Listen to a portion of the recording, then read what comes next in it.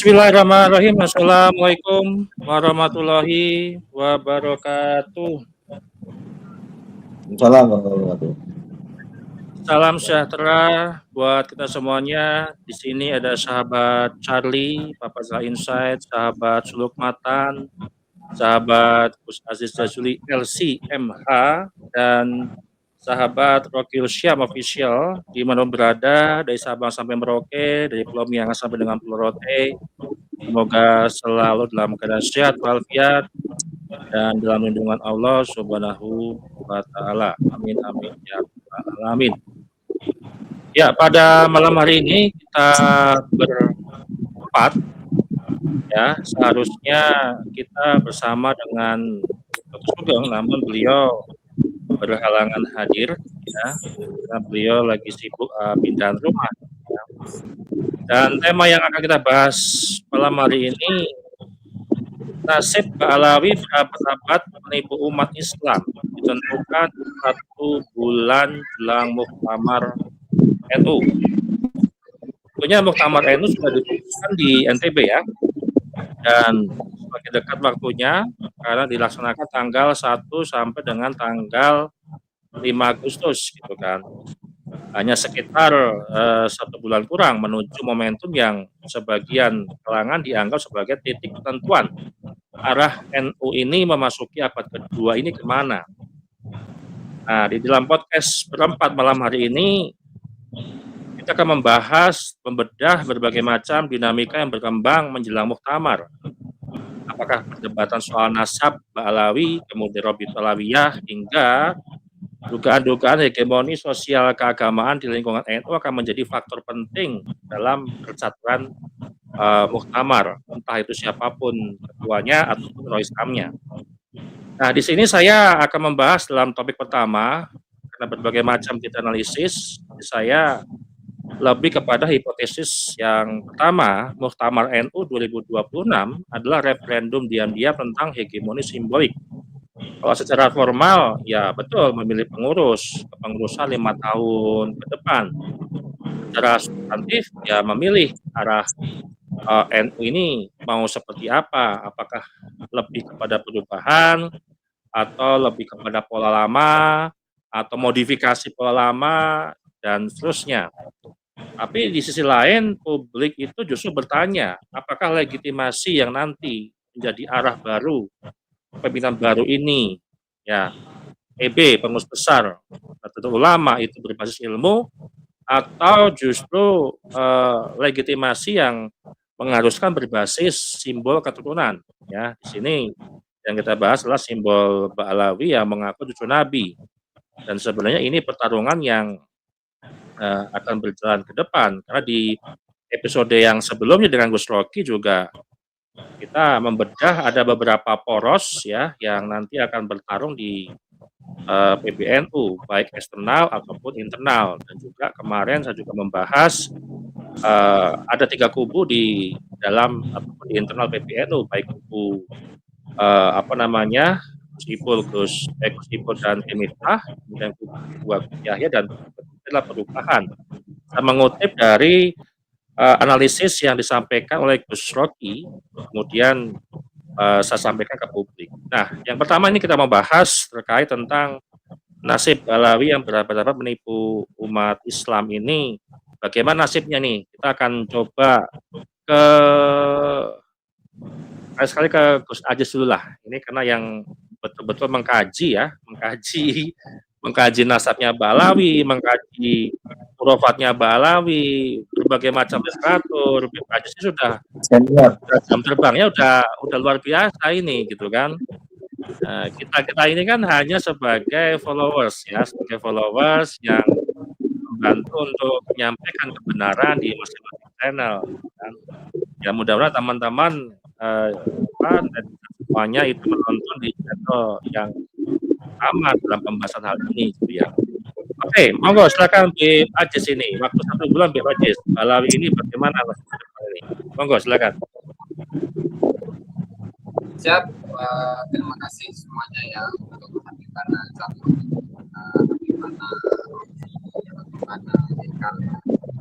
Kurang keras Bib, suaranya Bib. Cek. Aman. Kurang keras nih. Colokannya itu. Kurang keras, Beb. Pakai amplopnya satu lagi, Beb. Yang bagusan, Beb. Bagus. Cek. Suara aman ya nih? Aman ya nih, aman. Lumayan, Beb. Assalamualaikum. Wah. Hilang mesti loh. Mesti hilang gitu loh. Keramatnya belum muncul nih. Halo, Gus Ajis. Hilang, Beb. Cek, hilang ya? Ya, ambil alih aja. Oke, silakan ke Gus Saikal dulu deh untuk mengambil alih. Bentar, ini saya Gus Saikal dulu. Monggo, silakan Gus Saikal. Ini mohon maaf nih Gus Ayis, sampai ambil alih ini. Assalamualaikum warahmatullahi wabarakatuh. Saya hormati Bib Charlie, Bib Rogi, Bib Ayis. Semoga Allah merahmati kita semuanya dan semua pemirsa dimanapun berada. Semoga Allah memberi kita rahmat dan anugerah yang kepada kita semua. Semoga yang kita sampaikan hari ini bermanfaat. Jadi ya ini kok malah pada hilang.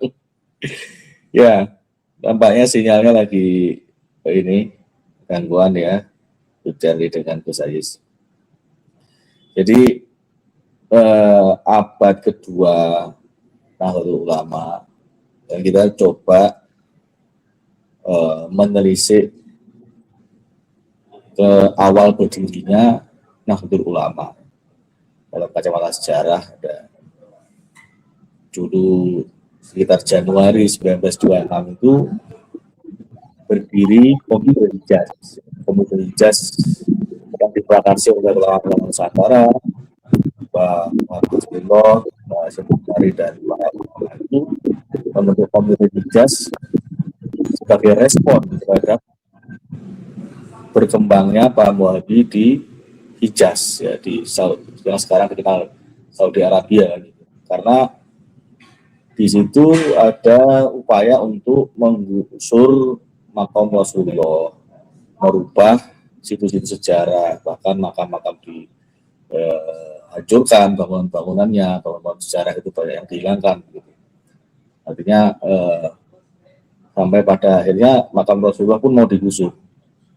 Ini respon dari ulama Nusantara pada awal 1926 itu membentuk Komite Hijaz itu untuk membuat sebuah tim penyelamatan untuk menyampaikan gagasan dari umat Islam di Indonesia yang mewakili umat Islam di Indonesia. Nah, pertanyaannya, pada waktu pendirian Nahdlatul Ulama 1926, Ba'alam itu di mana? Ba'alam itu di mana? Ba'alam itu seperti yang sudah kita ketahui, mereka di sini itu migrasi besar-besaran itu sekitar 1880 lah, atau di bawah dikit. Ya, ketika terusan Suez itu dibuka, mereka migrasi besar-besaran. Ya, kalau dihitung dari migrasi besar-besaran itu sampai sekarang 2026 itu mereka hampir 150 tahun. Nah, itu pertanyaannya 1926 ketika awal ada isu mengenai makam Rasulullah ini yang dalam tanda kutip makam kakeknya itu mau digusur, Ba'alam itu di mana gitu. Kan gitu. Tidak ada di situ. Mereka asik dengan privilege yang diberikan oleh Belanda sebagai warga negara Hindia Belanda kelas 2, menikmati keistimewaan itu, menjadi kapiten-kapiten, menduduki tempat-tempat strategis, banyak mengerus kekayaan Nusantara untuk dibawa pulang ke Tarim sana, Hadramaut, dan juga sibuk juga masalah kafa'ah antara Al-Irsyad, ya, Pahlawi, kemudian di Jamiatul Khair itu Syekh Ahmad Surkati itu yang kemudian memfatwakan bahwa boleh mengawini wanita-wanita Ba'alawi, tapi para itu tidak mau karena dianggap mengotori darah mereka. Gitu. Mereka sibuk dengan ini, tetap sibuk dengan putus nasabnya, mengamankan nasabnya, nggak peduli makam Rasulullah digusur, dunia Islam lagi terancam oleh suatu kekuatan besar yang muncul. Jadi mereka sibuk dengan diri mereka sendiri. Yang di 1926 itu juga tidak ada catatan mereka itu bergerak gitu. Yang notabene dalam tanda kutip mereka mengaku sebagai cucu dari kakek yang mau digusur itu, Rasulullah itu kan gitu. Seharusnya kan kepedulian mereka itu kan lebih daripada yang lain kan gitu. Tapi nggak ada catatan sejarah bahwa mereka ikut serta memikirkan paling tidak gitu kan. Tapi mereka sibuk di pertikaian dengan Al-Irsyad dan Alawiyah itu tadi. Kemudian 1928 mereka mengamankan posisi nasabnya, mengamankan kultus nasabnya dengan berdiri Robito Alawiyah 1928. Artinya NU dengan mereka pergerakan lahirnya pun sudah berbeda. Gitu.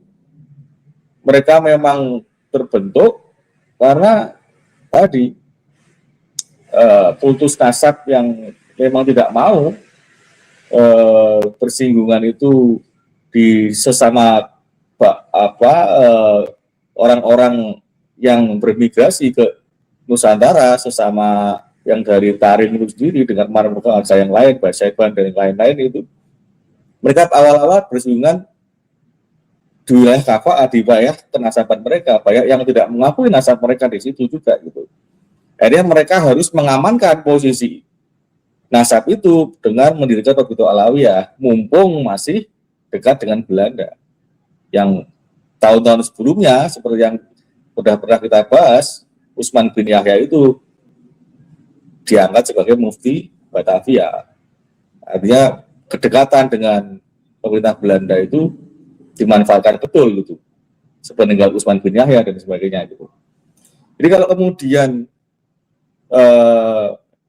dari 1926 NU dibentuk, sekarang 2026, kalau dulu tidak ada mereka, ya kesini kok menjadi ada mereka, itu pertanyaan. Gitu. Mereka itu di organisasi Robito Alawiyah yang 1928 itu sebagai bentuk mengkultuskan nasab mereka bahwa orang pribumi, orang yang asli di Indonesia dengan semangat agamaan yang murni, memperjuangkan marwah Rasulullah, membela marwah Rasulullah dengan artinya mempertahankan situs-situs yang ada di Saudi Arabia mau digusur itu. Nah itu kan ketika mereka kesini memasuki organisasi NU itu kan beserta membawa kultus nasabnya itu kan masalah besar.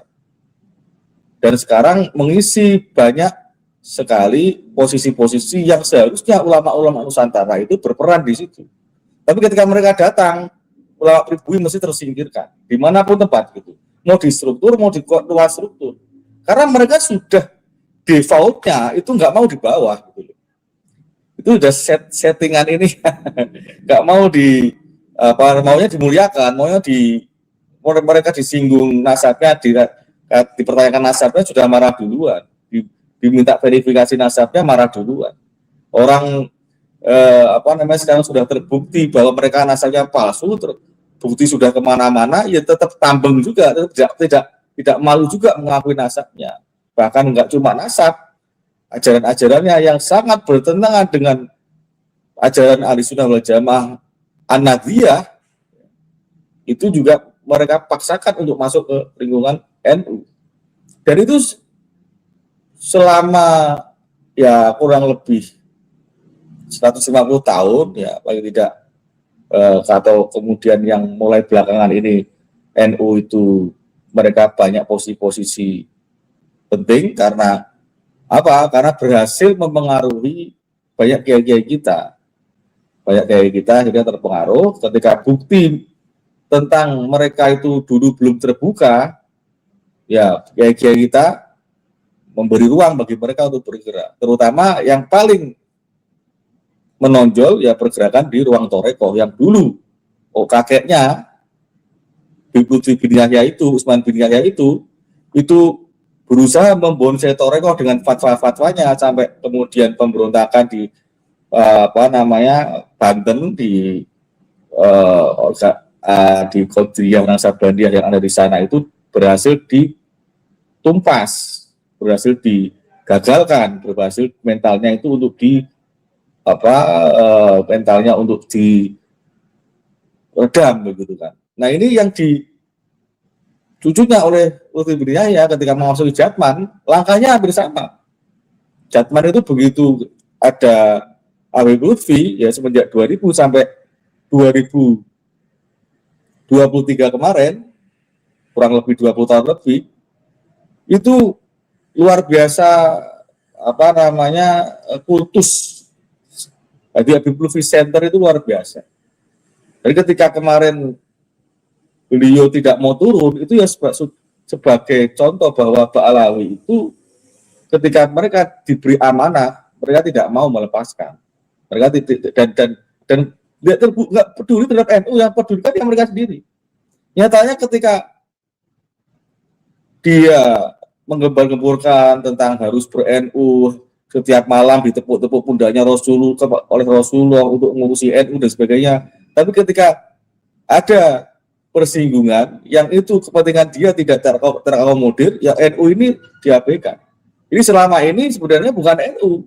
Oleh Ba'alawi itu pikirnya bukan NU, ya nasab mereka sendiri. Artinya mereka ada di dalam NU selama ini parasit kan gitu.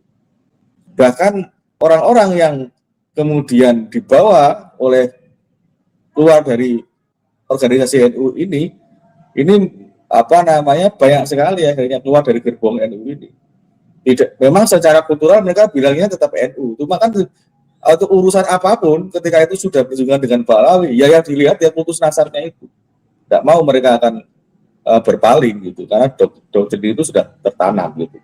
Jadi untuk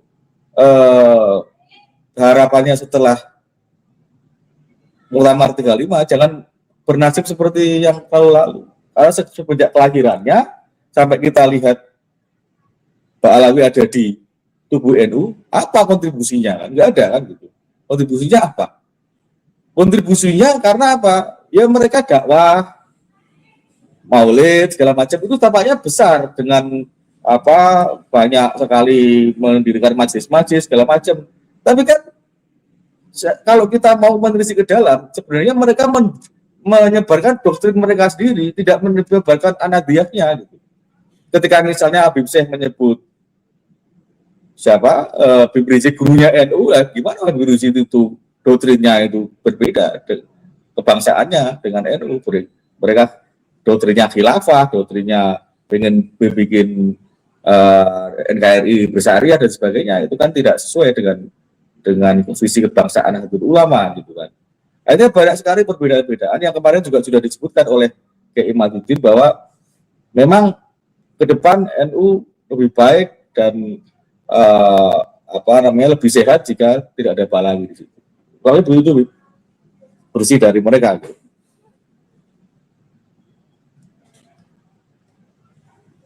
Gitu dulu, Mas Ari. Oke. Ya. Kita ke Gus Ajis terlebih dahulu ya. Tadi sempat terputus koneksi ya. Biasa kalau lagi live begini, antum ini harusnya pakai 6G, bukan 4G lagi, harusnya 6G supaya sinyalnya ngacir ini, Beb. Ya, jadi gini, Beb.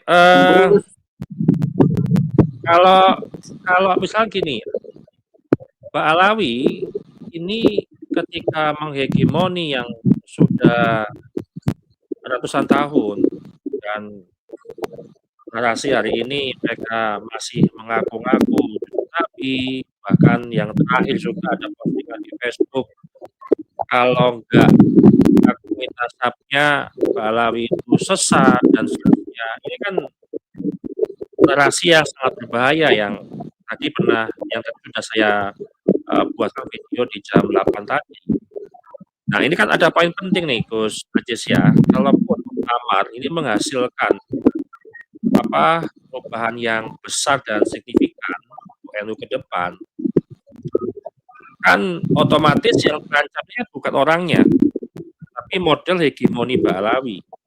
Nah, apakah nanti kalau kita menggambarkan situasi nanti pasca Muktamar, apakah hegemoni itu akan tetap ada di NU atau mungkin makin kesini makin melemah? Gitu. Karena antum kan mengkaji ataupun membahas Ba'alawi dari sudut pandang seluruh kitab Ba'alawi kan juga sangat banyak, kaya kalau literasi. Ini seperti apa nih Pak Jis?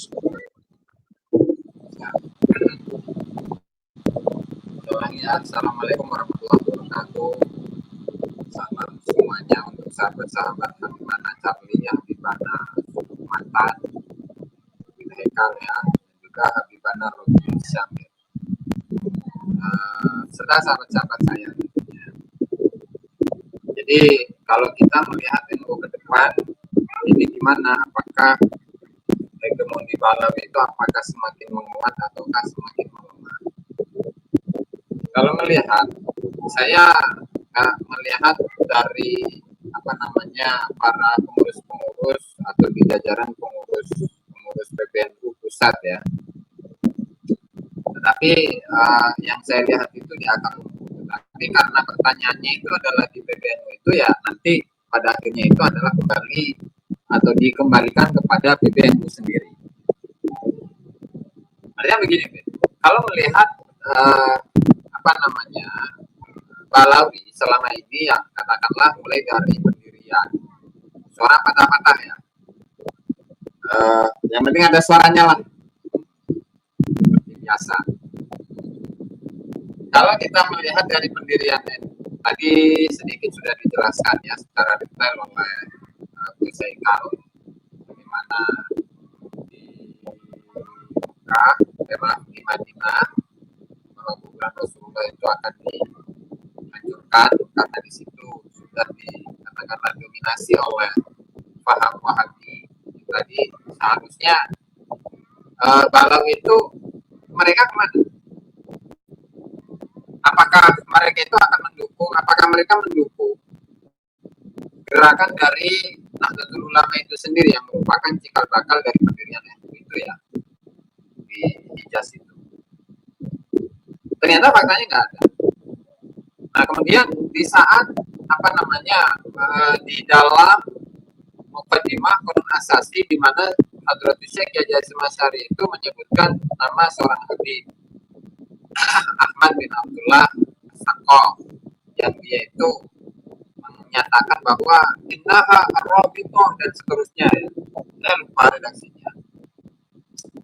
Yang seolah-olah di situ peranan dari Habib itu seolah-olah mendukung Nahdlatul Ulama itu sendiri. Nah, tetapi pada faktanya 2 tahun kemudian di tahun 1928 mereka atau Habib ini justru bersama saudara-saudaranya ada Habib bin Thohir, ada Abdullah bin Alwi dan seterusnya ya, itu malah mendirikan organisasi yang kurang lebih sama dengan organisasi yang dengan NU lah, artinya organisasi kemasyarakatan. Lalu kemudian kalau dipandang bahwa NU ini suara aman ya, kalau katakanlah NU ini berhutang budi kepada Habib, hutang budinya itu di sebelah mana? Apakah karena namanya Habib itu dicatut di dalam Qur'an Asasi, kemudian NU ini seolah-olah berhutang budi kepada Habib, dan pada faktanya ya nggak juga. Sehingga tentu kita kalau melihat bagaimana di seorang Hadrami yang bernama Salah Al-Bakri yang memiliki sebuah karya Tarikh Hadramut Asy'asi yang kemarin itu sudah saya ulas, bahwa di saat itu ya, pada tahun penyusunan bukunya Salah Al-Bakri dari kalangan al-Risad pada tahun 1935 itu sudah terbaca ternyata, sudah terbaca bagaimana kesejarahan Bahlawi itu mulai disusun, kemudian tujuannya itu adalah untuk mencapai as-sultatur ruhiyah atau otoritas kerohanian, otoritas spiritual. Lalu kemudian yang mereka lakukan untuk mencapai itu semua adalah dengan menyusun buku-buku yang tujuannya adalah litadlilil ummah, yaitu untuk menyesat, litadlilil uqulil ummah, untuk menyesatkan akal-akal masyarakat atau umat Islam, dan juga watasmimi afkarihim, dan juga meracuni pemikiran-pemikiran umat Islam dengan cara dizikril hikayati wal karomati wal khurafat, dengan menyebutkan manakib-manakib, karomat-karomat, dan khurafat-khurafat. Nah, sehingga itu ke depan harusnya menggali bagaimana sebenarnya ideologi atau pemikiran yang dimiliki oleh kalangan Bahlawi itu, apakah pemikirannya itu sama atau berbeda dengan pemikiran NU, baik di masa lalu atau ke depan. Karena di sini pun juga saya selain sudah menyusun buku 455 khurafat Habib Bahlawi, saya ada sebuah buku saku ya, cuman saya lupa itu apakah sudah saya kirimkan ke RMI Banten atau belum. Artinya saya di situ menyusun ada ternyata 17 perbedaan antara ajaran NU dengan ajarannya Bahlawi. Nah, macam-macam itu isinya, Be. Artinya pandangan atau sudut pandang mengenai karomah, sudut pandang mengenai kemuliaan, sudut pandang mengenai klaim atas kenabian atau menyaingi Nabi, bahkan menyaingi Allah Subhanahu wa Ta'ala. Nah, di situ ada. Nah, di mana kalau itu kan tidak mungkin untuk mengamini atau mendukung atau setidaknya mempercayai ajaran-ajaran seperti itu. Nah, sehingga di sini tidak hanya soal nasab saja. Di sini tidak hanya soal nasab saja, tetapi soal ajaran. Karena Nahdlatul Ulama itu kan bangun, didirikan dalam rangka untuk melestarikan tradisi-tradisi serta ajaran-ajaran yang dibawa oleh Wali Songo. Nah, di saat kita itu sudah melihat di depan mata bahwa ajaran mereka itu sangat jauh berbeda 180 derajat dengan ajaran yang dimiliki oleh Wali Songo atau ajaran yang dimiliki oleh NU. Nah, kenapa ini para pengurus-pengurus NU atau para kiai NU itu tidak mau untuk menelaahnya, mempelajarinya, mendalaminya, kemudian untuk mengeluarkan mereka para oknum Rabithah Alawiyah yang bercokol di NU. Tadi sudah beberapa contoh yang disampaikan oleh Gus Haikal tadi, Rizik Guru NU. Padahal dia ini kalau tidak salah adalah salah satu mustasyar di PBNU. Bayangkan, ketika seorang mustasyar PBNU itu sudah berani untuk membuat satu lagu, dan lagunya itu adalah menokohkan atau menjadikan guru kepada Rizik Syihab untuk NU, maka sebenarnya ini NU ini apanya Habib sih gitu loh. Nah, lebih dari itu, saya pun begini, ini untuk menjadi sebuah tafakur atau introspeksi kita bersama ya. Saya menemukan sebuah teks narasi dari seorang Habib yang konon katanya adalah Shahid Bersih, dan ini dituliskan di dalam kitabnya, dan ini bisa diakses di mana-mana, banyak aksesnya. Bagaimana? Dalam bukunya itu Habib mengatakan, ini saya bacakan redaksi Arabnya, kemudian nanti akan saya sedikit kritisi ya, karena terbantu waktu. Wa qala radhiyallahu anhu innil rufi'a anni taklif wa inni atakallamu bilisanin barzakhiyyin fafhamu anni wahdharul i'tirad wal intiqad fa innahu kalamun haq atau kalamu haqqin anil haq.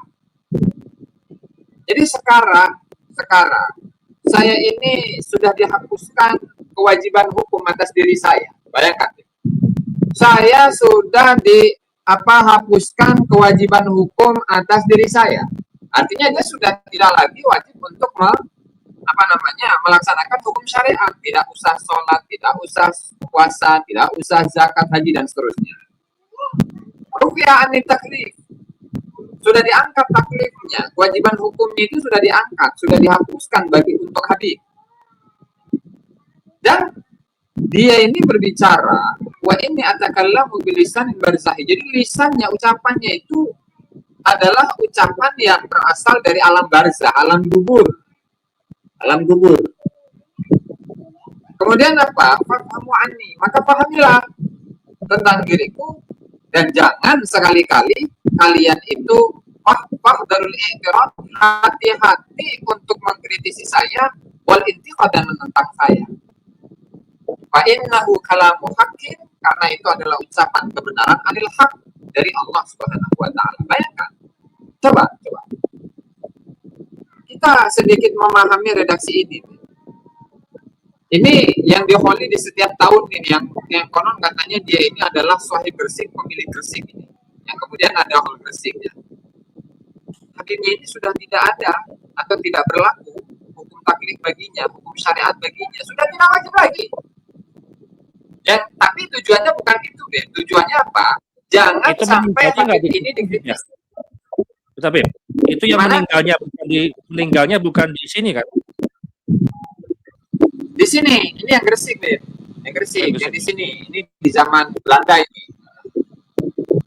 Nah, artinya apa? Di sini ada upaya-upaya untuk pengkultusan diri. Agar Habibnya itu tidak ditentang, agar Habibnya tidak dikritisi, agar Habibnya itu jangan sampai ada seorang pun yang mengucapkan buruk tentang Habib ini. Kenapa? Karena omongannya saja itu langsung dari Allah Ta'ala. Bayangkan, Ben. Coba, kalaulah misalkan kita mengkaji statement dari para ulama, misalkan Al-Imam Subki dalam kitab Tabaqat Syafi'iyatil Kubra. Di sana itu digambarkan ada memang raf'ut taklif anil wali, pembahasan itu ada. Tetapi yang dimaksud itu bukan itu. Tujuannya apa? Nah, supaya karena seorang wali ini orang yang sangat mencintai Allah Subhanahu wa taala, sehingga dalam melaksanakan ibadah itu ya bukan beban gitu. Bukan beban. Sehingga dalam melaksanakan sholat itu ya dia memang merindukan itu. Ketika dia ingin melaksanakan puasa atau diwajibkan puasa pada bulan Ramadan, ya dia secara otomatis melakukan itu karena rasa cinta kepada Allah Subhanahu wa taala. Nah, tetapi kalau kita melihat bagaimana latar belakang dari Habib ini, dilihat dari biografi yang ditulis tentang Habib ini, Habibnya haji tidak? Haji pun tidak. Saya nggak tahu apakah sholat atau tidak, saya nggak tahu. Apakah puasa atau tidak, saya nggak tahu. Cuman yang sudah ada buktinya itu adalah Habibnya memang tidak haji. Dan alasannya apa? Alasannya karena Habib ini bisa menggandakan jasadnya. Di mana jasadnya itu yang satu ada di Gresik, ngopi, ya ngobrol, santai, tidur, dan seterusnya. Kemudian jasad yang satunya itu ada di Mekah. Nah, tentu hal ini akan berbeda. Nah, sehingga tujuan kenapa sampai teks ini ada di kitabnya Habib. Ya tujuannya hanya satu, Ben. Yaitu kalau meminjam bahasanya Surah Al-Bakri, tujuannya adalah untuk mencapai as-sultatur ruhiyah atau otoritas keagamaan, sehingga kalau semua umat manusia itu atau masyarakat atau bangsa Indonesia itu berbicara tentang agama, maka Habib ini tidak boleh yang menjadi lawan. Tidak boleh ada yang melawan Habib ini. Kenapa?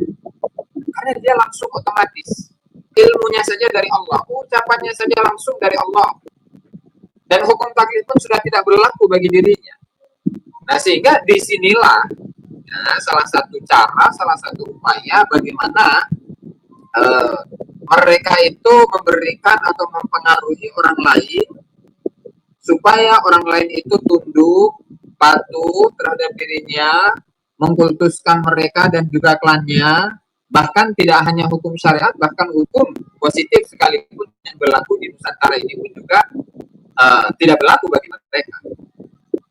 Nah, artinya begini, NU ini apakah akan melestarikan hal-hal yang seperti ini?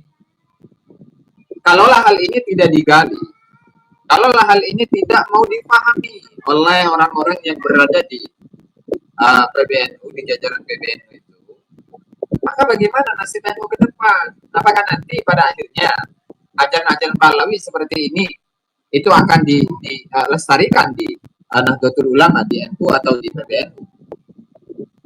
Atau ya padahal kan begini, ini tahun 1935 ya, yang menuliskan siapa atau yang mengkritisi siapa namanya kalangan Pahlawi. Ada dari kalangan Al-Irsyad namanya Solah Al-Bakri, kelahiran Indonesia cuma wafat di Hijaz di sana. Nah, artinya dan dia ini kan memiliki atau statusnya itu adalah mualad, orang yang lahir atau orang yang dilahirkan atau orang yang generasi kedua dari para imigran yang Hadramawt. Nah, artinya ini orang sama orang Hadramawt. Nah, dia berani untuk mengkritisi Pahlawi dengan sedemikian rupa pada tahun 1935. Artinya orang sekampungnya saja itu berani untuk mengkritisi ajaran-ajaran mereka yang bertentangan dengan agama itu. Kenapa kita yang orang asli sini, orang Nusantara, Kiai Nusantara, itu tidak berani untuk mengkritisi ajaran-ajaran yang bertentangan dengan syariat ini? Jadi semua sampai kapan gitu loh, Beb? Mau sampai kapan? Dan rekam jejak itu tidak akan bisa hilang. Di saat seorang Habib Syekh itu menyatakan Bapak Rizik gurunya NU, itu tidak akan bisa hilang meskipun kemarin itu dibahas di Musyawarah Nasional Alim Ulama dan Kompes NU ya di Ploso itu Al-Falah. Tetap nggak bisa hilang itu, Beb. Nah, sehingga mau sampai kapan NU ini akan seperti ini? Apalagi tadi sebelum kita podcast ini ya, saya menyimak satu pengajian ya, dari seorang Gus dari Ploso.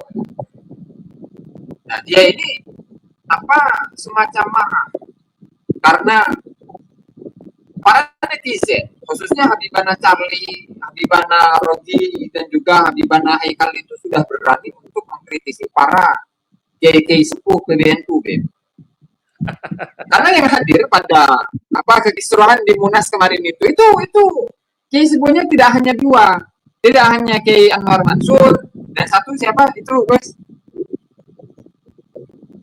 Nurul Huda Jaluli. Yang satunya siapa itu? Nurul Huda Jaluli. Nurul Huda Jaluli. Nah, Kiai Nurul Huda Jaluli ataupun Kiai Haji Anwar Mansur saja. Tetapi semua yang ada di situ, ya, ada Roh Isham, ada Mustasar, ada Kiai Roh Surya segala macam, itu kan banyak. Sehingga kenapa sampai para netizen yang kalau disuruh untuk menjadi seorang imam di musola saja itu nggak pantas, berani untuk mengkritisi seorang Roh Islam. Bayangkan. Jadi kita ini santri katanya. Ilmu kita itu nggak seberapa kalau dibandingkan dengan ilmu mereka. Dan kenapa antum-antum itu berani untuk mengkritisi mereka, bahkan merendahkan mereka? Kemudian menyitir sebuah statement ya dari ulama, luhumul ulama imasmu'ah, di mana daging para ulama itu beracun. Sehingga barang siapa yang merendahkan ulama atau yang mengkritisi, nah ini lebih dari merendahkan, bukan merendahkan, ya mengkritisi ulama, ya maka dia beracun sehingga hatinya itu akan mati. Artinya di sini ada pergeseran nilai. Artinya tidak semua kritik itu dinilai sebagai sebuah kebencian. Nah, kalau memang mental Gusnya saja seperti itu, maka bagaimana nanti NU ke depan? Bisa kita bayangkan di mana sebuah kritik kepada seorang ulama dan dengan melihat bagaimana rekam jejaknya kemudian upaya-upaya yang dilakukan supaya apa yang ditargetkan itu tercapai, sehingga kemudian di NU itu kan juga ada perpecahan. Memang NU itu dijaga oleh Allah Subhanahu wa taala. Tapi sebagai seorang manusia ya kita harus berikhtiar loh. Jangan kayak Qadariyah gitu loh. Jangan kayak Qadariyah, oh ini sudah apa akan ditentukan oleh Allah taala, sudah dijaga oleh Allah taala sehingga tidak ada upaya untuk memperbaikinya. Nah, artinya apa? Ini seorang Gus dari seorang kiai yang besar dari Pelosok. Nah, dia ini kalaulah semua santri di Nusantara itu memiliki mental yang seperti itu, ya jangan harap NU ke depan itu bisa menjadi sebuah organisasi yang maju, yang bisa menyesuaikan dengan zaman, yang bisa menyesuaikan dengan kondisi ilmu pengetahuan modern. Nah, artinya di sini menjadi sebuah refleksi bagi kita semua, menjadi sebuah tafakur, introspeksi bagi kita semua. Kita ini zaman terbuka gitu, sehingga ya semua data bisa diakses, semua pengetahuan bisa diakses, dan rekam jejak seorang tokoh sekalipun meskipun dia adalah seorang kiai sepuh sekalipun bisa diakses. Kita mengkritisi mereka bukan untuk merendahkan mereka.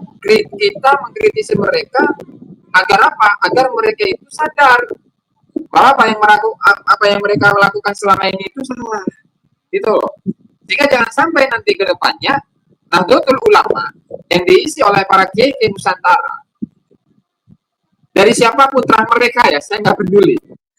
Mau yang punya terah atau yang nggak punya terah, pada akhirnya NU itu adalah milik kiai-kiai kita, ulama-ulama Nusantara kita. Jangan sampai mereka-mereka yang menjadi anggota Rabithah Alawiyah itu justru nanti ke depannya itu malah merusak dari dalam, sehingga NU itu sudah tidak memiliki nilai-nilai tradisi dan budaya yang dibawa oleh para wali songo. Ini itu dulu deh, panjangan kayaknya saya ya. Oke. Terima kasih deh.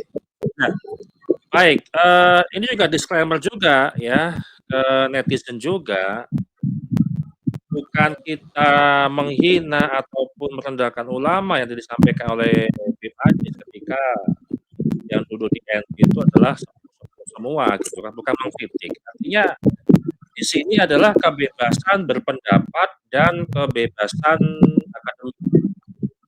Karena kita basicnya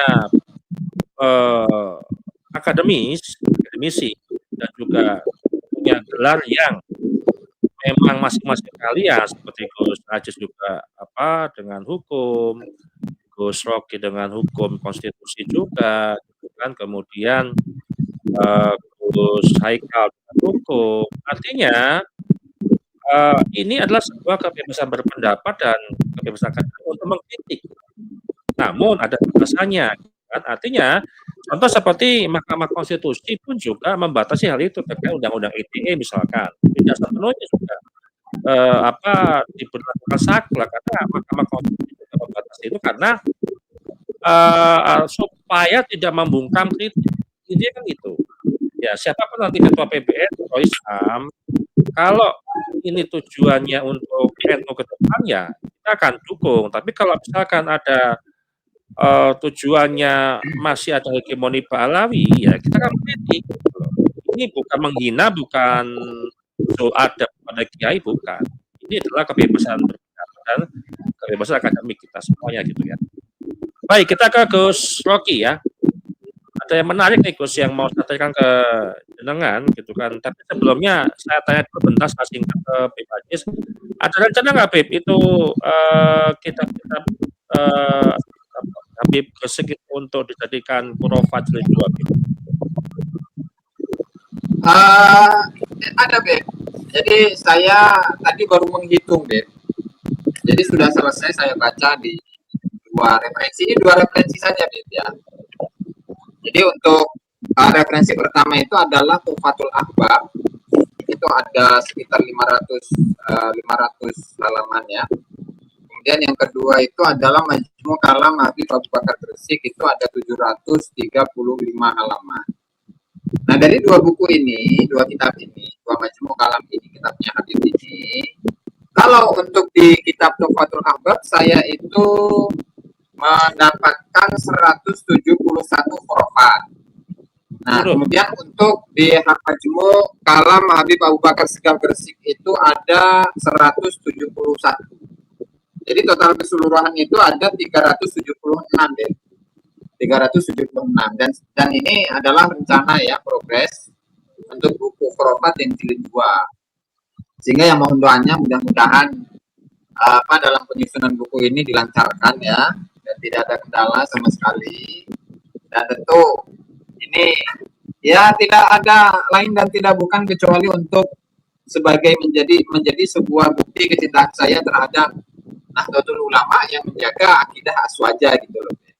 Ya. Jadi macam-macam di sini. Yang diantaranya tadi seorang habib itu sudah tidak berlaku lagi hukum syariat kepadanya. Yang tujuannya adalah memputuskan dirinya supaya jangan sampai dikritisi dan harus diikuti. Nah itu Beb, ini rencana. Doanya Beb, mudah-mudahan lancar ya.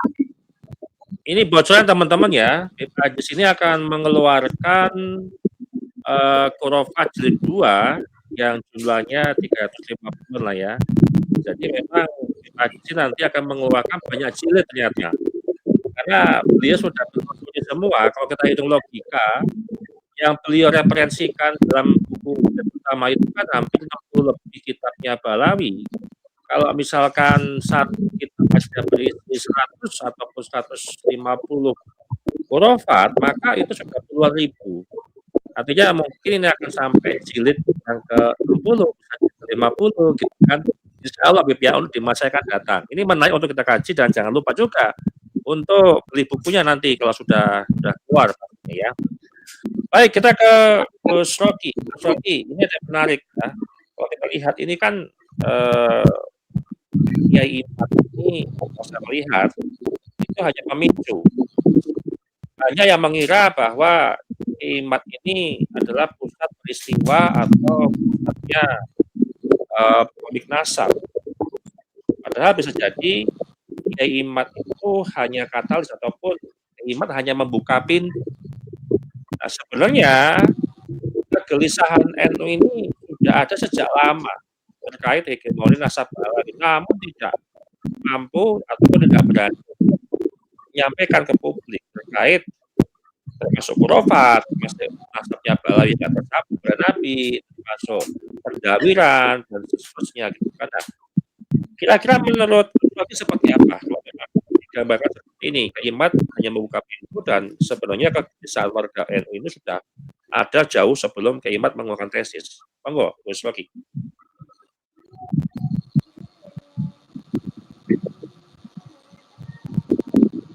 Suara nggak keluar, Gus Rocky.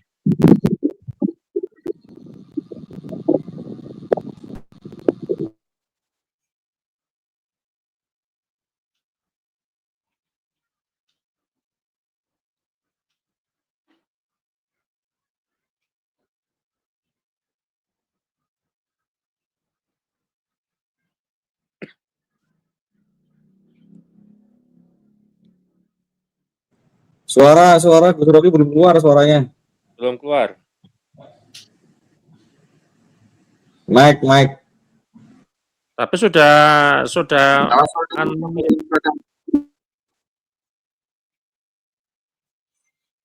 antum nggak tawasul ya, Bib, ke Fakimul Qodam, Bib? Nah, harusnya tawasul dulu biar lancar semuanya, suara lancar. Tawasul ke Sohibul Gresik, Bib. Oh iya. Kali jangan Fakimul Qodam dulu tawasulnya, gitu kan? Oh iya, Sohib Gresik ya. Habib Unggul ya kan.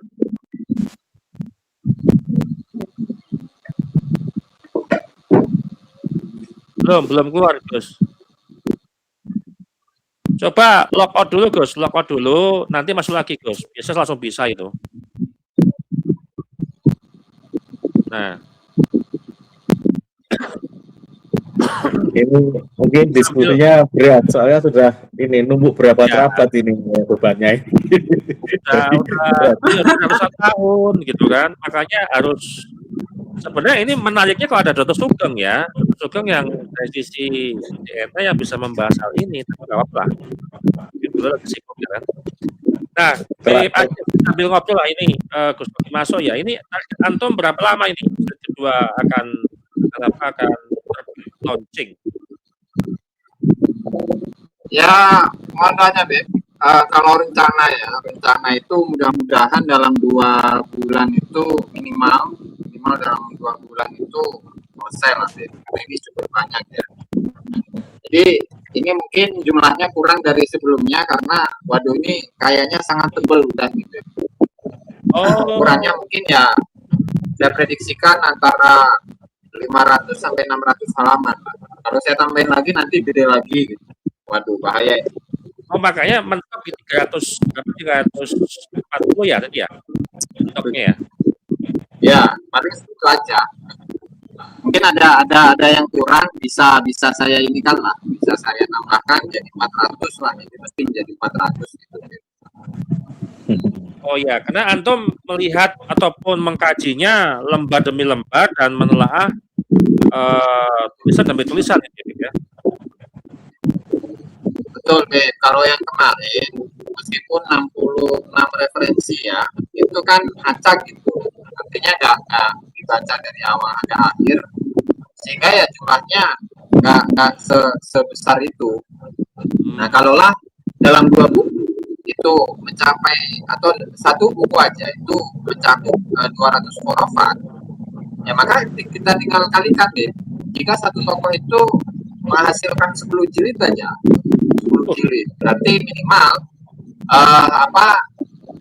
10 ya berarti 200 kali 10 ya bisa 2000 hurufan itu dari 1 tokoh aja. Judulnya diganti ensiklopedia Khurafat Ba'alawi gitu. Nah, betul, Beb. Atau gini. Enggak, atau gini namanya. Bisa Ba'alawipedia atau Khurafatpedia. Nah, itu mantap tuh.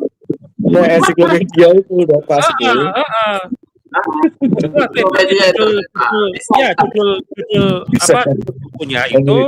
Judul bukunya itu adalah Khurafatpedia Ba'alawi. Itu mantap.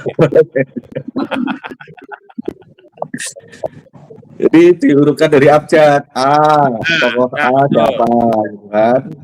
B siapa gitu. Ini ya, kemana? Rencana yang nongol nyasar kah Mi'rajnya nih? Terus lagi. Iya, dia di kan harusnya lancar. Iya, Wikipedia. Nah, ini teman-teman sambil baca lah, masukan nih dari teman-teman juga. Wikipedia. Oh iya, Wiki Khurafat, bikin online namanya Wiki Khurafat Ba'alawi gitu ya. Iya. Bisa itu. Ya, bikin Wikipedia khusus. juga dijual juga di Play Store. Artinya kalau yang nggak terbiasa membaca buku fisik, itu kan bisa membaca buku yang buku ininya ya. Jadi lebih enak juga orang akan mudah membaca. Jadi bukunya Khurafat Ba'alawi itu akan ada di sepanjang handphone netizen itu loh, selagi dia nggak rusak.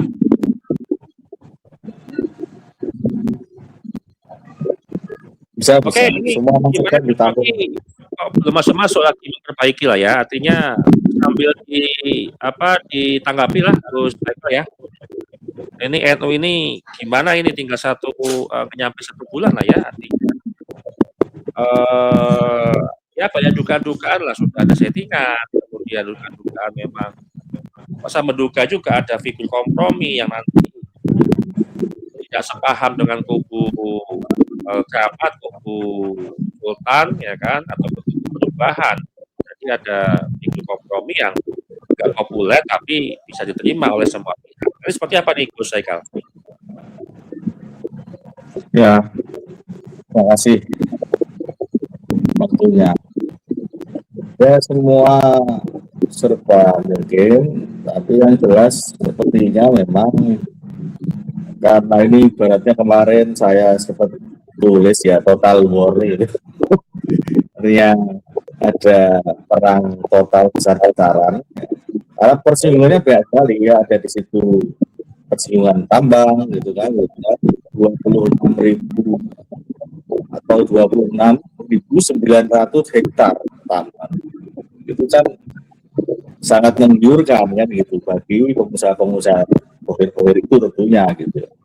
Itu yang tentunya tarik menarik itu sangat kuat gitu.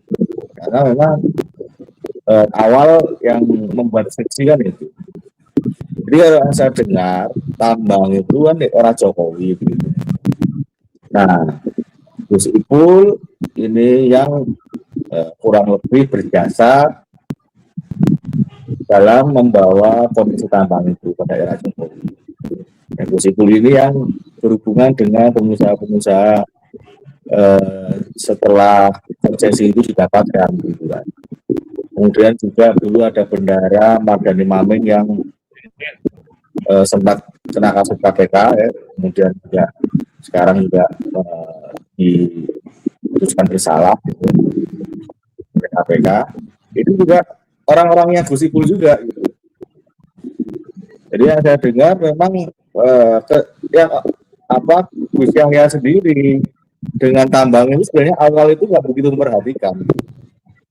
Karena satu tim ya, kepercayaan penuh untuk diserahkan pada Gus Ipul untuk mengurusi itu semuanya. Gitu. Dan kemudian juga di situ ada keterlibatan pengusaha tambang, pohir segala macam yang itu ada di circle-nya Jokowi gitu, yang itu dijanjikan untuk bisa mengolah itu sebagai pihak investor dan pihak kontraktor gitu. Tapi masih berupa MOU semuanya itu. Jadi sampai sekarang pun tambangnya belum dikelola ya. Nah, karena kontrak yang dibuat oleh pengusaha yang dibawa oleh Gus Ipul itu dinilai oleh Gus Yahya itu merugikan bagi NU karena tambang itu NU harus mengeluarkan uang dulu karena logistiknya, jalan, pelabuhan segala macam itu harus NU sendiri yang membangun. Jadi ada uang-uang yang harus dikeluarkan di awal. Ini merasa keberatan Gus Yahya dengan MOU itu artinya untuk diskusi. Nah, kemudian ketika sudah artinya periode Jokowi lewat masuk ke periode Prabowo, karena budaya menganggap bahwa ini konsesi didapatkan dari pemerintah, maka bukan melihat orang per orang, bukan melihat Jokowinya, bukan melihat Prabowo-nya, artinya pemerintahnya siapapun, saya berpendapat ya ini serahkan kepada pemerintah dan minta pertimbangan pemerintah bagaimana baiknya. Kemudian dibicarakan pada Presiden Prabowo di era ini, dan singkat cerita ya Prabowo ya kalau bisa cari yang lain, ya merugikan gitu. Dalam perjalanannya kemudian masuk Hasim, adiknya Prabowo. Nah di pihak ini yang dibawa investor baru ini itu yang ditawarkan proposalnya untuk mengelola tambang itu cukup menjanjikan. Artinya NU tidak usah keluar uang segala macam untuk bangun logistik, jalan, pelabuhan, macam-macamnya itu cuma beres semuanya gitu. Hanya terima komisi lah ibaratnya atau bagian hasil gitu. Nah ini tarik menarik. Gus Yahya pengennya ke investor yang memang tidak mendukung NU, tapi karena Gus Ipul sudah berjanji dengan pengusaha yang lama, nah ini kan akhirnya ada hal yang berbeda gitu. Yang di pertanyaan itu ya kenapa misalnya kalau yang terjadi seperti itu ya, kenapa misalnya tokoh seperti Kiai Miftahul Ayar itu memihak Gus Ipul, yang pertanyaan di situ kok tidak berdiri di tengah-tengah di antara mereka misalnya. Kalau tidak dari konflik ini justru malah kemarin berbuntut pada misalnya pemecatan Gus Yahya, dituduh zionisme, dituduh tidak transparan, koruptif dan segala macam. Tapi ketika konflik tambang ini belum muncul, artinya ini belum membuka, masih di dalam pembicaraan orang dalam. Akhirnya pembicara pertama kali ya kalau yang saya tahu ya ini siapa, Gusilil Absor Abdallah itu yang mengemuka gitu. Wah, ini sebenarnya ada berkaitan dengan itu begitu, dengan tambang itu. Jadi kalau mau bersama-sama memikirkan NU itu sebenarnya sudah selesai juga misalnya. Tidak. Jadi pertanyaan itu kenapa kok yang merugikan NU justru dipertahankan mati-matian gitu ibaratnya.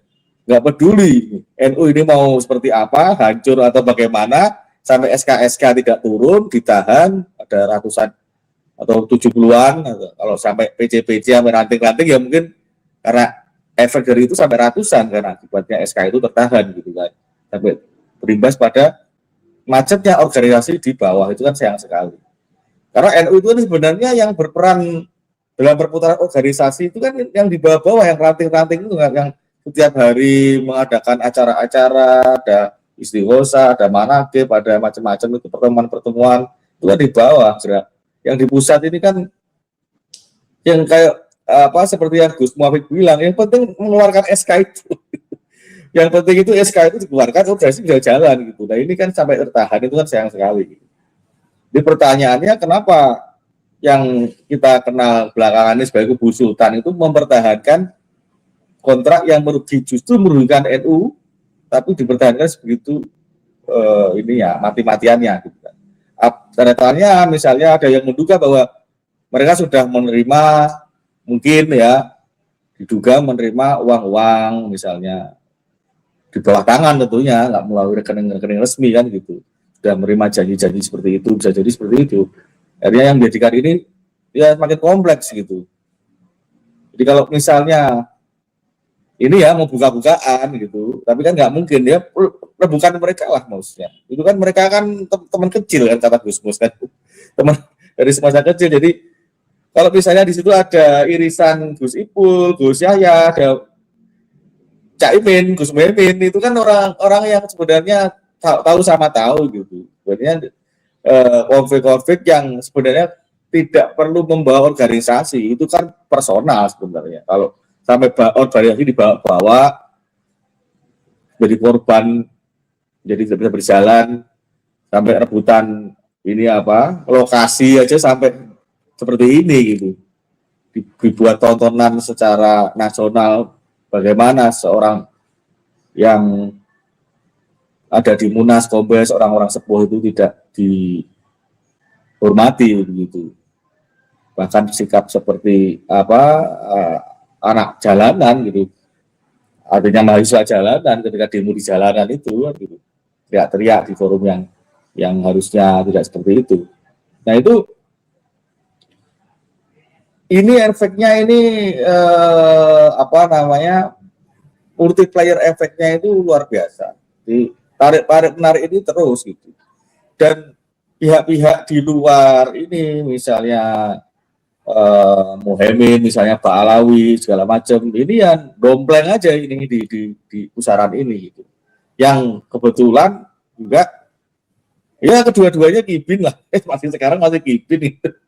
Jadi kita mau berbicara tentang kita bicara Gus Yahya seperti itu. Tapi saya pikir Gus Yahya ketika mengatakan bahwa tidak bisa mengingkari nasab Pak Alawi, itu juga bias gitu kan. Ada yang mengatakan ya Pak Alawi memang nasabnya nggak nyambung ke Nabi, ngapain tidak bisa duda kotak lagi kan, nggak nyambung ya nggak nyambung aja gitu kan. Karena Gus Yahya itu juga saya temannya bukan menyinggung Rasulullah gitu. Dan kemudian juga ini Gus Rocky suara mas udah clear belum? Nggak tahu nih gimana nih. Oh ya udah clear. Ya saya sedikit tambah sedikit. Ya kemudian kalau misalnya ini yang masih diributkan ini tempat ini ya cobalah dimusyawarahkan yang baik mengenai di mana gitu. Karena begini, anggota AHWA itu kan sepuh-sepuh, orang-orang tua kita gitu. Nanti kalau tempatnya di luar Jawa, mereka harus ke tempat yang jauh sekali ratusan kilo, itu kan kasihan sekali. Wong NTB itu juga jauh gitu kan. Kalau masih di Jawa, masih di Jawa Timur, apa Jawa Barat segala macam itu masih lumayan. Kalau sampai luar Jawa, mereka ke sana umur mereka sudah 70, 80, mungkin ada yang mau 90 kan kasihan gitu. Oh, kayak Expo itu. Ya, yang realistis aja gitulah. Ya kali begitu, mungkin nanti bisa ditambahin lagi. Kalau tempat memang udah fix ya Gus ya di NTB itu ya berarti ya. Belum, itu belum ya. masih di Kalau polling aja itu. Kalau ngomongin tambang Grecep, ngomongin tempat buat muktamar kok lelet gitu loh.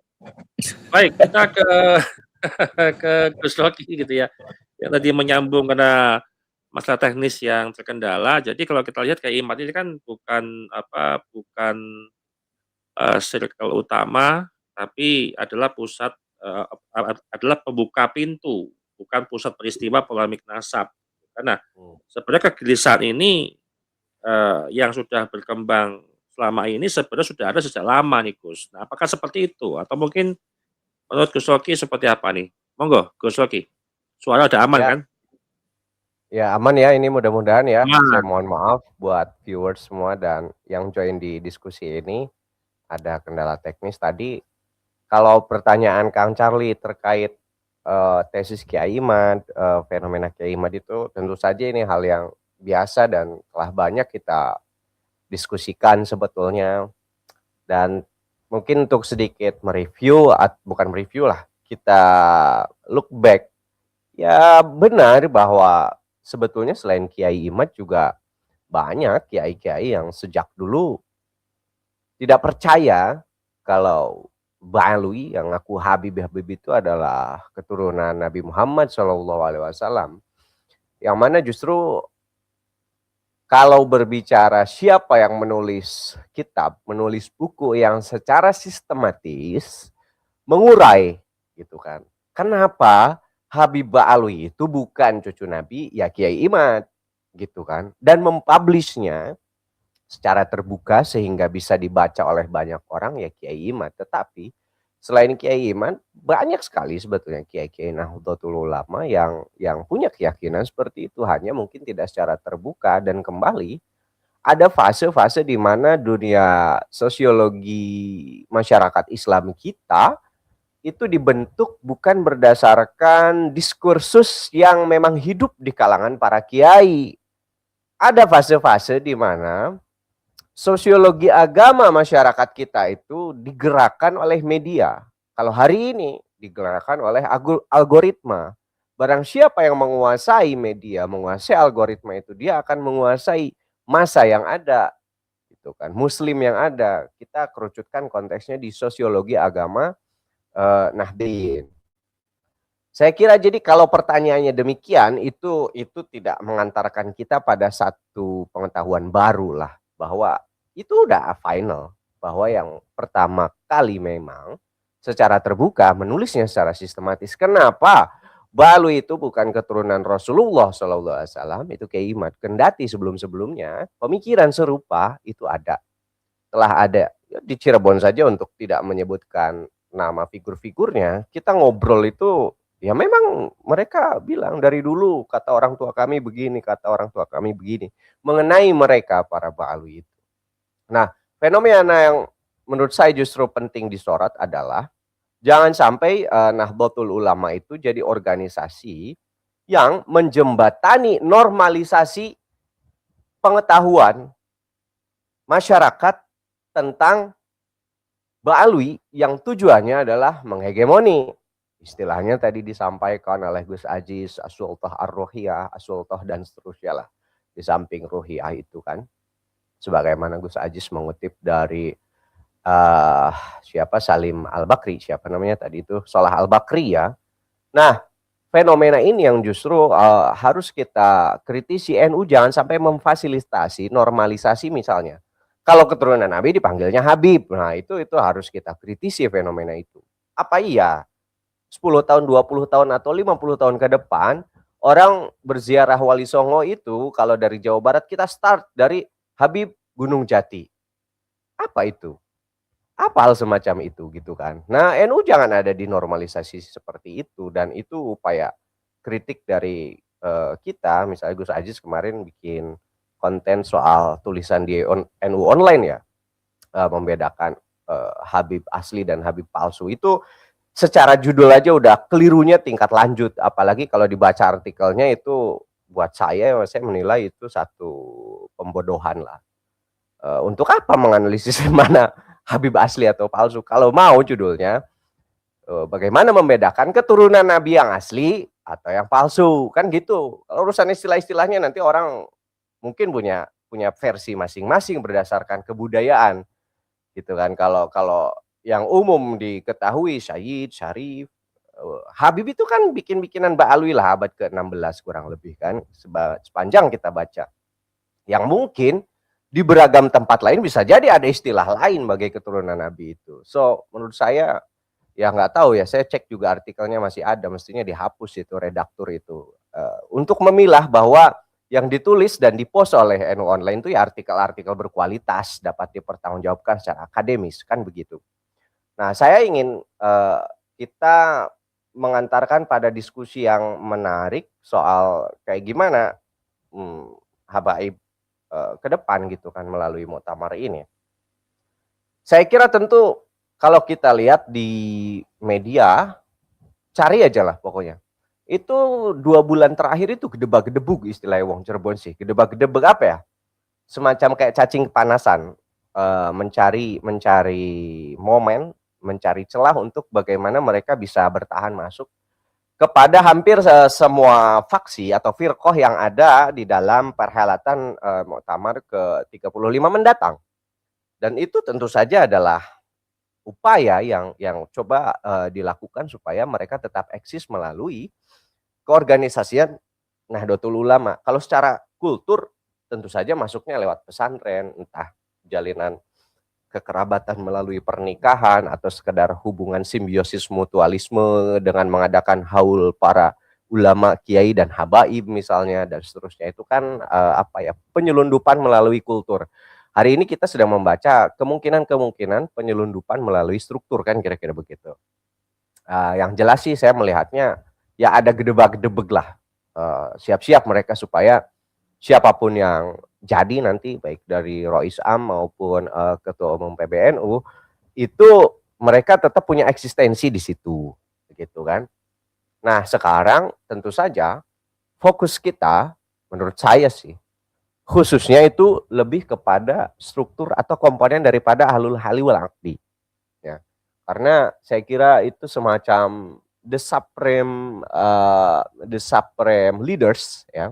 Pimpinan tertinggi daripada NU itu adanya di ahlul hali wal aqdi ini yang kemudian nantinya memusyawarah mufakatkan siapa Rois Am mendatang. Saya kira penentuannya ada di situ. Kalau Rois Amnya cenderung kekibin-kibinan misalnya, ya tentu saja eksistensi Ba'alwi ke depan di NU secara struktural kita masih akan menjumpainya. Jadi kita perlu memastikan memanjatkan doa bermujahadah gitu kan. Ya mudah-mudahan Rois Am mendatang itu bebas dari hegemoni Ba'alwi secara khusus, dan secara umum tentu saja Rois Am mendatang bisa memperbaiki kondisi Nahdlatul Ulama PBNU khususnya secara keorganisasian yang hari ini kita nilai bahwa terpuruk ya, menjadi periode terburuk selama 5 tahun ini di bawah kepemimpinan Kiai Miftahul Akhir dan Gus Yahya. Ada sekjennya juga Gus Ipul. Nah, terakhir saya sih mau sedikit komen tentang apa yang disampaikan tadi oleh Gus Aziz. Ada seorang Gus dari manapun itulah. Di NU ini kita biasa mengenal ada Gus itu saya sih cenderung melihatnya ada yang darah biru, ada yang darahnya merah banget gitu. Artinya orang memandang yang darah biru ini artinya kiai besar, santrinya puluhan ribu, alumninya banyak atau mungkin punya pengaruh dan sebagainya. Kalau anak kiai yang biasa-biasa aja gitu kan ya paling santrinya juga 10 aja udah alhamdulillah misalnya dan seterusnya, ya cenderung nggak jadi Gus berdarah biru itu gitu.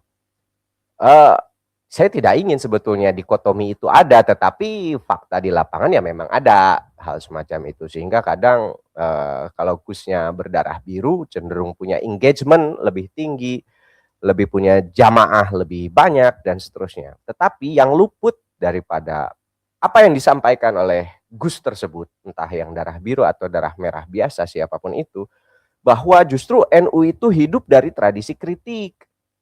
Ya kita harus lihat ya Gus yang mengucapkan hal tersebut itu apa terbiasa hidup di dalam budaya kritisisme atau tidak. Dalam arti menurut saya biasanya budaya kritisisme itu ada di luar pesantren memang. Kalau di pesantren ya yang kita dapatkan satu arah gitu. Sami'na wa ata'na, apa yang dibilang oleh kiai ya itulah kebenaran mutlak. Kan seperti itu seolah-olah dan dekonstruksi kritik terhadap dogma semacam ini juga dilayangkan bukan hanya oleh orang luar yang tidak pernah pesantren, bahkan santri hari ini pun kan mencoba mendekonstruksi dogma semacam itu, bahwa hari ini mestinya pesantren juga terbiasa dengan budaya kritisisme, budaya kritik ya. Jadi jangan, menurut saya bahasa seperti itu mungkin muncul dari figur yang tidak hidup dari tradisi dialog debat, apalagi begitu kan, hanya terbiasa hidup di dalam tradisi satu arah, privilege kasta tertinggi sosiologi agama Islam Indonesia yaitu kiai, dan terbiasa terhadap adanya status quo. Saya kira itu.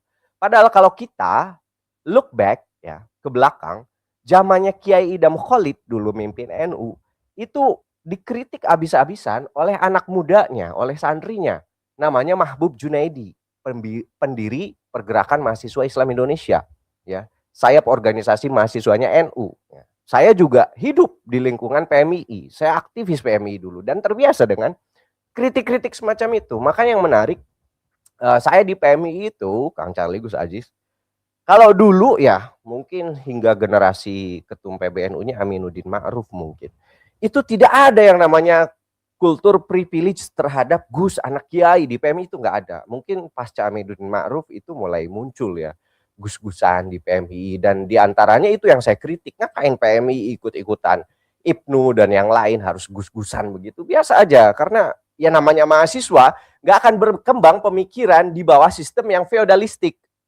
Namanya kritisisme, namanya pencerahan hanya mungkin dihidupkan di dalam suasana pedagogi yang egaliter. Gak mungkin kalau ada feodalisme di situ. Nah, dan tradisi kritik itu sudah biasa sejak dulu zaman Kiai Idam Khalid, di mana itu dikritik oleh seorang Mahbub Junaidi, pendiri PMII. Dan saya kira kalau ada Gus yang mengatakan apa yang tadi dibilang oleh Gus Aji, saya kira ya pentinglah terbiasa dengan keterbukaan, ya keterbukaan. Jangan sampai jumud. Toh kita tetap ya santri-santri yang kritis ini memegang sekali apa yang sering dibilang satu adagium di NU, yaitu al-muhafadzah ala qadimi sholih wal akhdu bil jadidil aslah.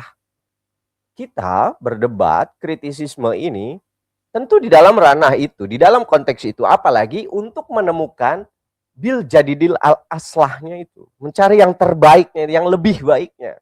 Bagaimana kita bisa menemukan yang lebih baik kalau segala-gala yang ada itu dianggapnya sesuatu yang sakral, paten, tidak bisa dikritisi, itu harus status quo. Mana mungkin kemajuan bisa terjadi. Sebagai simpulan dari saya, Muktamar NU mendatang itu kalau faksionalitas firqoh-firqoh politik dan strategisnya sudah banyak kita diskusikan, tetapi secara grand design ke depan hanya dua. Mereka Nahdliyin yang tercerahkan, yang pikirannya sudah tidak terhegemoni oleh kepentingan duniawi lah, kepentingan ba'alwi lah, hegemoni nasab dan seterusnya, apalagi sekedar kultus-kultus gus-gus dan seterusnya, dengan mereka Nahdliyin yang tidak tercerahkan, yang jumud, yang hanya ingin pro status quo terhadap segala isme, mau ba'alwiisme lah, apa tambangisme dan lain sebagainya. Itu Kang Charlie. Oke. Kalau Gus yang darah biru itu Gus Aziz itu. Santrinya banyak itu. tiap malam itu kalau nggak 100 ya 200 tuh santrinya, santri online gitu kan. Termasuk yang netizen di sini yang komentar juga santrinya Gus Ajis gitu ya. Jadi tulen Gus berdarah biru asli gitu Gus Ajis itu. Baik, terakhir kita diskusi agak ringan aja sebenarnya ini harapan lah. Apa namanya, supaya memberikan semangat kepada muhamirin yang nanti akan melakukan muktamar NU yang ke-5 di mana tempatnya. Nah, kira-kira masih ada harapan nggak sih kita ini atau mungkin optimis bahwa hasil muktamar NU nanti itu akan melahirkan banyak pembaruan atau terutama.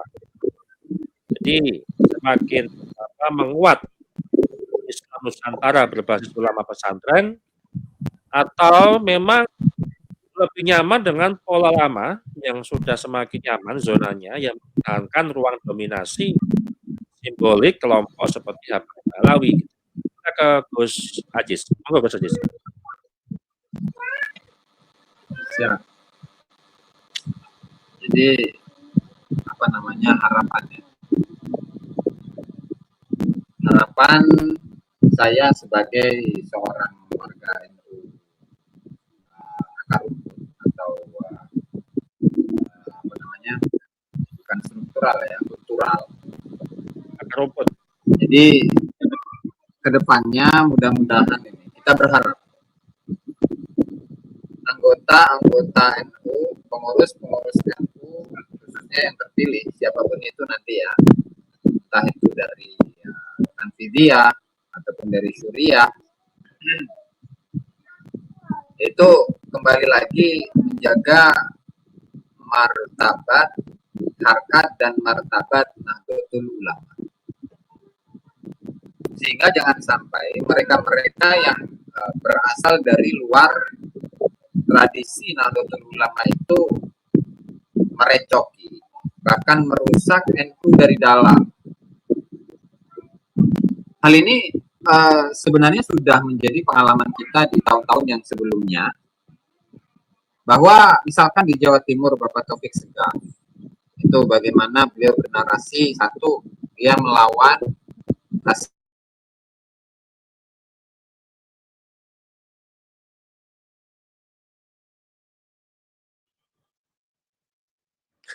hilang. Ini gantian trouble-nya ya. Diganggu Fakih Muqaddam. Nggak tawasul sih tadi ke Habib Rizik. Jadinya begini gitu kan. Halo, cek Gus Ajis. Hilang ya. Oke, Gus Haikal dulu lah ini. Oke, Gus. Ya, sekarang closing statement ya. Ya. Ya, alhamdulillah semoga hari ini.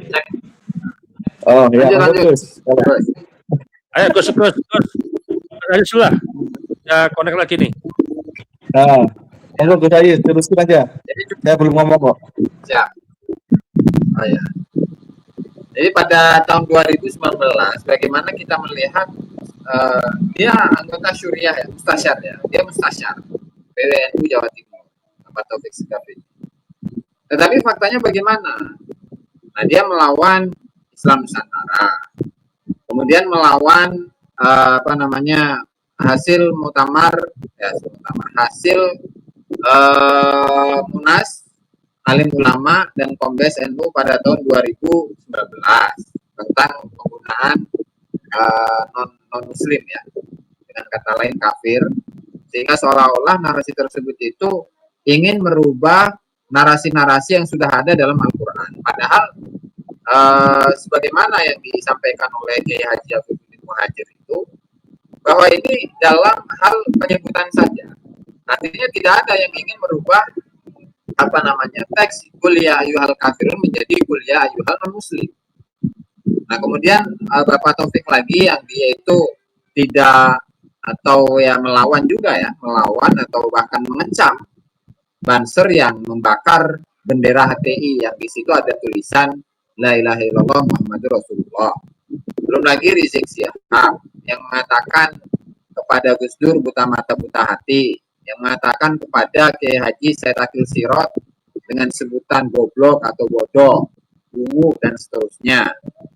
Belum lagi Habib yang lain, Faisal Segaf, kemudian Hanif Alatos yang menolak Islam Nusantara, dan seterusnya lah. Kalau kita itu mengaksen atau menyusun poin-poin tentang hal itu sangat banyak.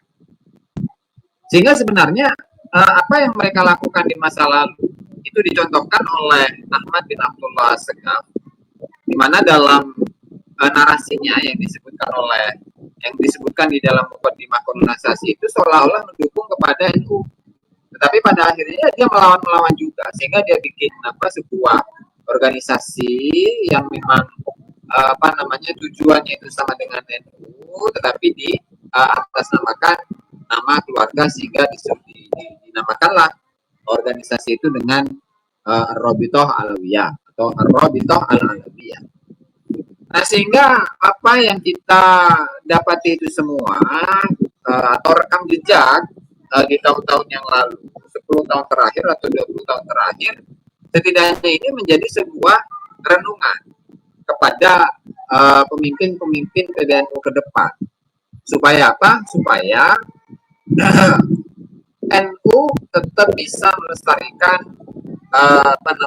tradisi dan juga budaya yang telah dibawa oleh Wali Songo di masa lalu, sehingga tidak kemudian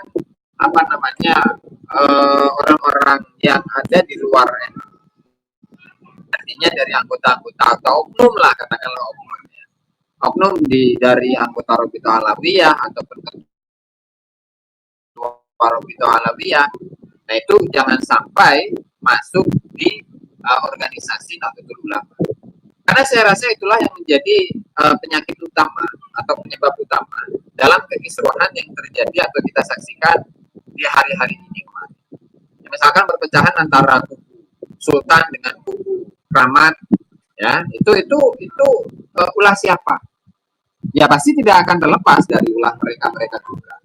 Nah, artinya apa yang menjadi sebuah pengalaman di masa lalu, baik itu Jatman atau yang lain, atau di dalam internal PBNU itu sendiri, jangan sampai ini semua terulang lagi di kepengurusan pusat ya, atau kepengurusan PBNU ke depan.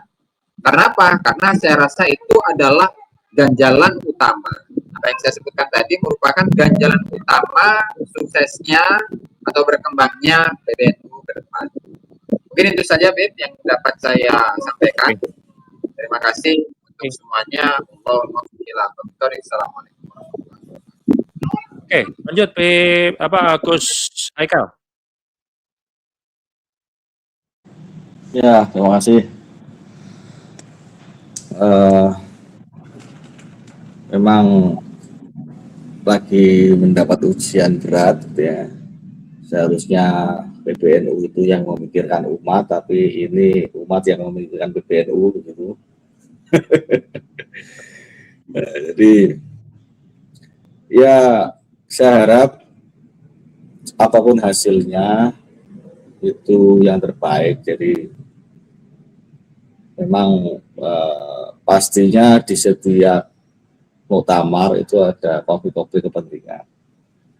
Nah, tapi yang sekarang kompleksitasnya itu tinggi begitu, terutama karena tadi ada masalah tertutupnya ini kajian keilmuan.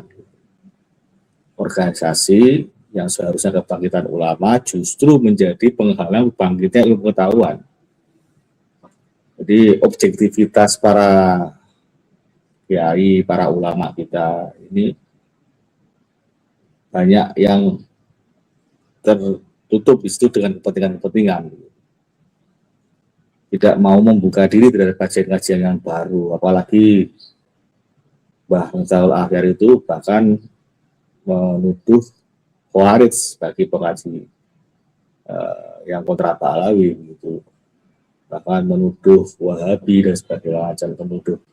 Jadi kalau dari Rois Am saja tidak membuka diri terhadap hal-hal yang baru, pengetahuan yang baru.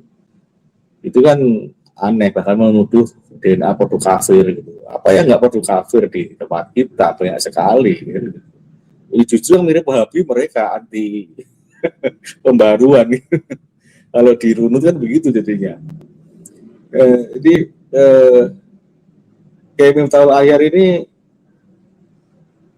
menjadi Rois Am yang ya dikatakan terburuk ya, artinya kalau dari kacamata itu ya, ilmu pengetahuan itu, karena yang notabene beliau itu harusnya menjadi orang yang paling bangga, paling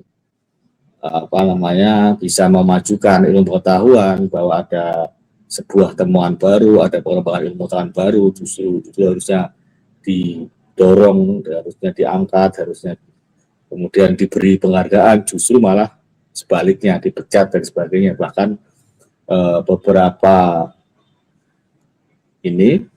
penggiat-penggiat PWLS yang bersinggungan dengan pengurusan NU itu berusaha disingkirkan, tidak diberi SK-nya dan sebagainya, seperti Kiai Mubarok itu disingkirkan dan sebagainya. Itu kan sangat memalukan lah. Jadi saya harap ya Kiai Miftahul Ahyar coba membuka diri lah gitu, dengan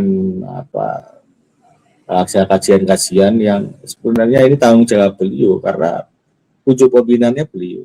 Ketika beliau ngomong, ini saya punya hak veto, gitu. Ya hak veto itu diterapkan tidak cuma di dalam rapat-rapat gitu, hak veto itu Pak Alawi itu akidah yang melenceng dari Ahlussunnah wal Jamaah itu. Harusnya di veto itu. Dia sebagai penjaga gawang Ahlussunnah wal Jamaah gitu. Ideologinya coba dikaji gitu kan. Jadi hanya kalau itu yang namanya ulama yang betul-betul ya begitu, disingkirkan dulu kepentingan-kepentingan gitu, mau kepentingan keluarga, kepentingan ekonomi, politik dan segala macam itu singkirkan gitu. Karena ini untuk umat gitu. Ketika banyak kesesatan yang kemudian dikonsumsi umat, itu tanggung jawab beliau, karena beliau justru mendukung barisan yang menyesatkan itu sendiri.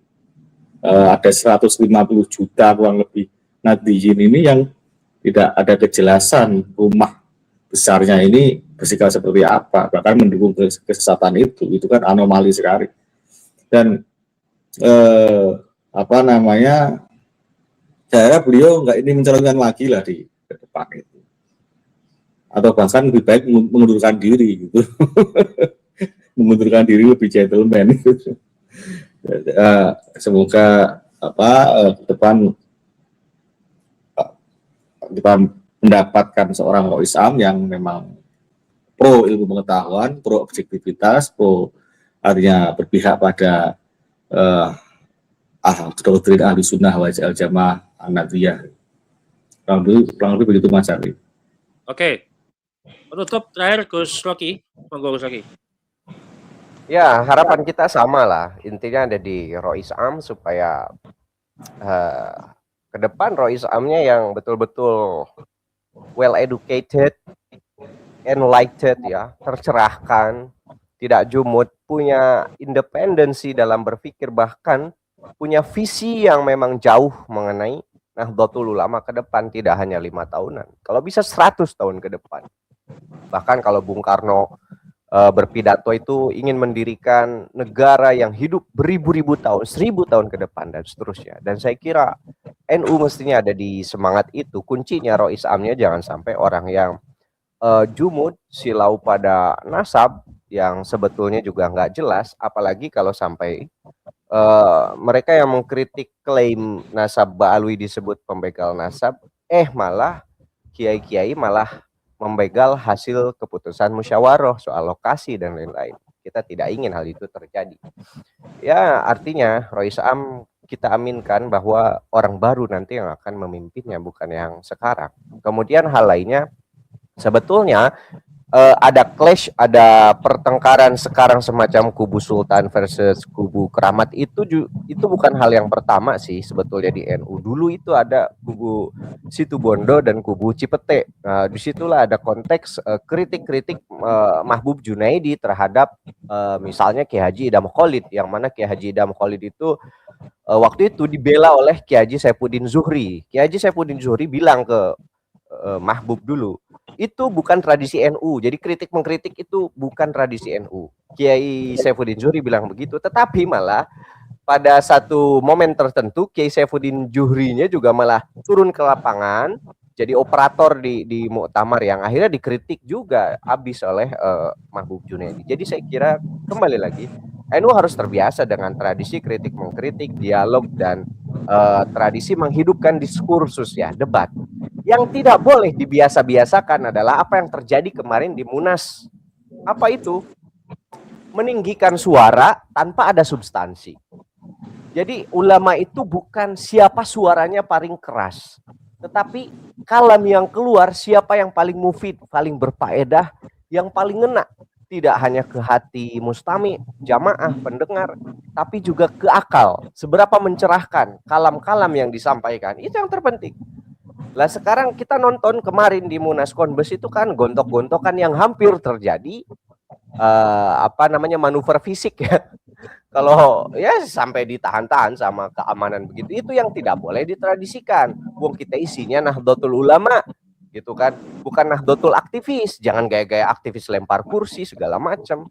Nah ini yang harus dijaga daripada marwah NU, bukan soal kritik mengkritik, tetapi jangan ditradisikan gaya-gaya seperti Munas kemarin. Jadi sebaiknya gus-gus yang punya engagement besar itu punya kesadaran untuk mengarahkan akhlak adab dalam berargumentasi. Silahkan argumen setajam mungkin, sekritik mungkin, tetapi jangan sampai itu nunjuk ke hidung orang. Setidaknya itu loh, adab di Nahdlatul Ulama. Itu yang terpenting menurut saya. Terima kasih.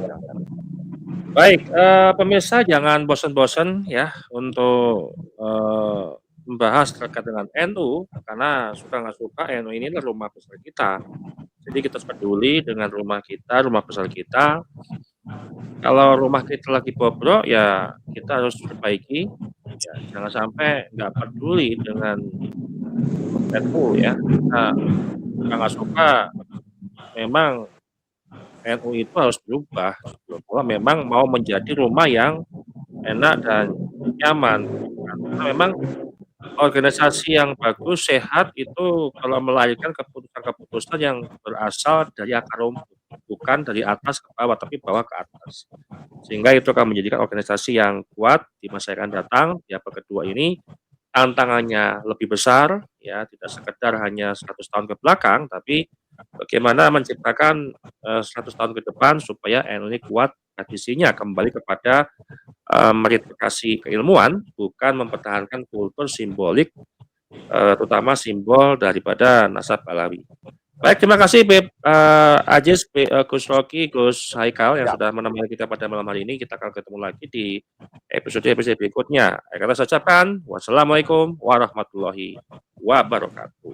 Waalaikumsalam. Terima kasih semuanya. Terima kasih.